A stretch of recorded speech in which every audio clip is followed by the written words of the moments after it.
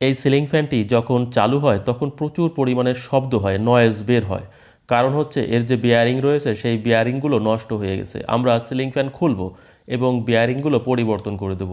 শব্দ শুনেই বোঝা যাচ্ছে বিয়ারিংগুলো জাম হয়ে গেছে এবং শব্দ হচ্ছে। দেখেন সিলিং ফ্যান জাম রয়েছে।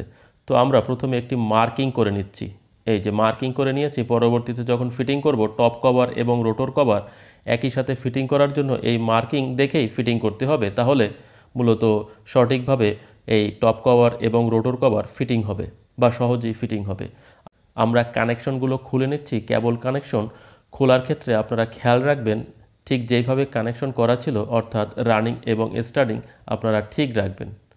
দেখেন কানেকশনগুলো আমরা খুলে নিচ্ছি ক্যাপাসিটর হোল্ডার থেকে এবং ডাউন রড খুলব।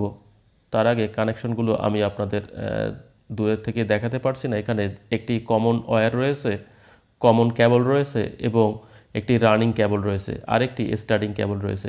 3 লিডে এখানে কানেকশন করা রয়েছে।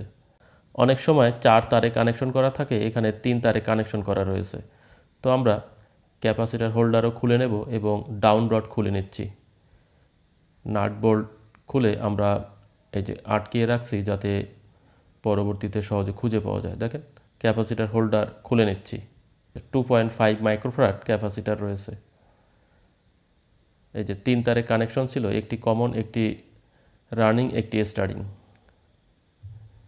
তো আমরা কি করব, এই যে লিডগুলি, কেবলগুলি আমরা স্টার্টারের ভিতরে ঢুকিয়ে দেব যাতে টপ কভার খোলার সময় কেটে না যায়। তো টপ কভার কয়েকটি প্রক্রিয়ায় খোলা যায়। এটা জাম করা থাকে, টাইট থাকে। সবচেয়ে সহজ প্রক্রিয়া হলো ব্লো টর্চ ব্যবহার করে হিট দেওয়া। যদি হিট দেওয়া হয় ক্যাপাসিটার হাউজের সাইডে, তাহলে প্রসারিত হয়, ক্যাপাসিটার হাউস প্রসারিত হয় এবং আস্তে আস্তে ছেড়ে দেয়। একটু ধাক্কা দিলেই তখন খুলে যায়। তো আমরা 3টি স্ক্রু খুলে নিচ্ছি এবং এই যে স্ক্রু রয়েছে, এই স্ক্রুর ডায়ার সাইজে আমি 3টি বড় স্ক্রু নিয়েছি, লম্বা স্ক্রু। এই 3টি স্ক্রু কাজে লাগবে। তো শুধুমাত্র 3টি স্ক্রু ব্যবহার করলেই হবে না, এখানে ব্লো টর্চ ব্যবহার করে আমি হিট দেব। দেখেন একই ডায়া বা একই প্যাচের 3টি স্ক্রু নিয়েছি, সাইজে একটু বড়, লম্বায় বড়। এই যে আমি ঢুকিয়ে নিচ্ছি 3টি স্ক্রু, যেখান থেকে খুলেছি আমি ঢুকিয়ে নিচ্ছি। এবার এভাবে আস্তে আস্তে প্রেসার দিলে যদি ফ্যান লুজ থাকে, টপ কভার এবং রোটর কভার লুজ থাকে, তাহলে খুলে যাবে। কিন্তু অতটা রিস্ক নেওয়া যাবে না, তাতে বডি ভেঙে যেতে পারে, কভার ভেঙে যেতে পারে। আমি ব্লো টর্চ ব্যবহার করে হিট দিচ্ছি। টপ কভারের বিয়ারিং হাউজের উপরের দিকে আমি হিট দিচ্ছি। তো এভাবে হিট দিতে দিতে একটা পর্যায়ে বিয়ারিং হাউস যখন প্রসারিত হবে তখন এমনিতেই ছেড়ে দেবে। একটু প্রেসার দিলেই মূলত খুলে যাবে। হালকা হিট দিয়ে নিচ্ছি। তো চেষ্টা করব আস্তে আস্তে প্রেসার দিলে যাতে খুলে যায়।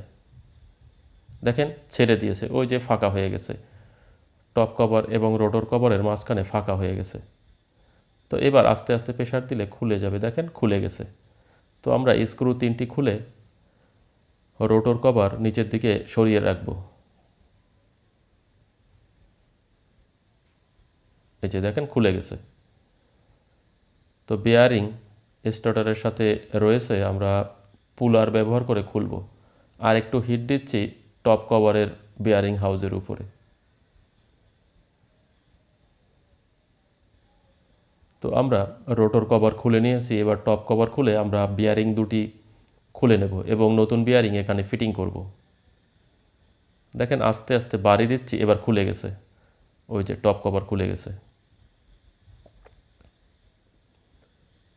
তো পুরাতন বেয়ারিং দুটি খুলতে হবে। একটি বেয়ারিং যদি জাম থাকে, অন্য বেয়ারিং ভালো থাকলেও, ফ্রি থাকলেও দুটি বেয়ারিংই পরিবর্তন করে দেওয়া ভালো। কারণ ফ্যানের বডি যেহেতু খুলেছি, সেহেতু দুটি বেয়ারিং পরিবর্তন করে দিলে পরবর্তীতে আর সমস্যা হবে না। দেখেন আমি 62.2 এবং 62.3 দুটি বেয়ারিং নিয়ে আসছি মার্কেট হতে। তো আমরা এ ধরনের পুলার ব্যবহার করে বডি থেকে বা কভার থেকে বেয়ারিং খুলি এবং স্টার্টার থেকে বেয়ারিং খোলার জন্য আউটসাইড পুলার ব্যবহার করি। এই যে ছোট্ট একটি আউটসাইড পুলার রয়েছে, যেটা ব্যবহার করে সিলিং ফ্যানের বেয়ারিং খুব সহজেই খোলা যায় সিলিং ফ্যানের স্টার্টার হতে। পূর্বে যে পুলার দেখিয়েছিলাম সেটা সিলিং ফ্যানের কভার হতে ৬২ এবং ৬২ দুটি বেয়ারিং খোলা যায় একটি পুলার ব্যবহার করে। তো যা বলছিলাম, যদি সিলিং ফ্যানের একটি বেয়ারিং ভালো থাকে সেক্ষেত্রেও দুটি বেয়ারিং পরিবর্তন করে দেওয়াই ভালো, কারণ পরবর্তীতে পুরাতন বেয়ারিংটি আবার জাম হয়ে যেতে পারে। দেখেন আমি আস্তে আস্তে ঘুরিয়ে বেয়ারিং খুলে নিচ্ছি, যতই প্রেশার দেব বেয়ারিং আস্তে আস্তে খুলে যাবে। তো বেয়ারিং হিট দিয়ে খোলা যায়, সেক্ষেত্রে কয়েল ক্ষতিগ্রস্ত হতে পারে, এ কারণে আমি পুলার ব্যবহার করছি। দেখেন এই যে ৬২ এবং ৬২ দুটি বেয়ারিং আমি ফিটিং করব। তো ফিটিং করার ক্ষেত্রে একটি প্রক্রিয়া রয়েছে। নতুন বেয়ারিং প্রথমে ঢুকিয়ে দিতে হবে, এই যে আমি ঢুকিয়ে দিচ্ছি। এবার আমি পুরাতন বেয়ারিংটি নতুন বেয়ারিংয়ের উপরে রেখে একটি ছোট পাইপ ব্যবহার করে আস্তে আস্তে হ্যামার দিয়ে বাড়ি দেব। এতে করে নতুন বেয়ারিংটি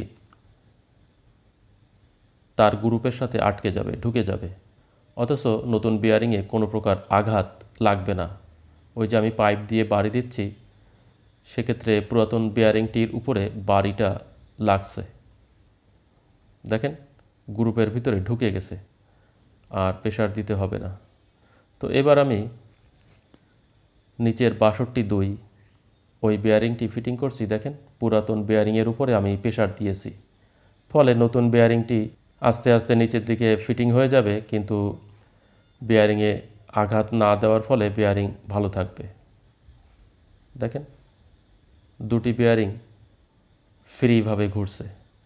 এবার আমি রোটর কভারের ভিতরে স্টার্টার ঢুকিয়ে দিয়েছি এবং টপ কভার ঢুকিয়ে দেব।